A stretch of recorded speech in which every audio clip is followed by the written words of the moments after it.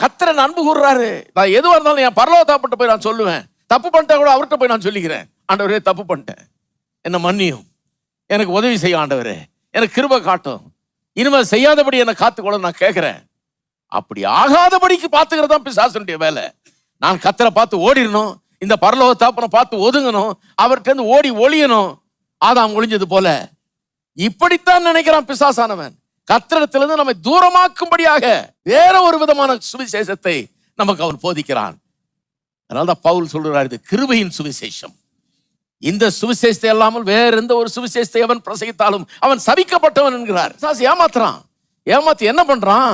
நான் தேவனுடைய பிள்ளை என்கிற அந்த உணர்வு எனக்கு வராதபடிக்கு தடுத்து போடுகிறான். சுயாதீனன் என்கிற உணர்வோடு நான் நடக்காதபடிக்கு அந்த நெஞ்சு நிமிர்ந்தவனாக I am free, I am not a slave, I am ஃப்ரீன்னு சொல்லி நடக்காத அளவுக்கு தலை குடிய வைக்கிறது தான் பிசாசுடைய வேலை.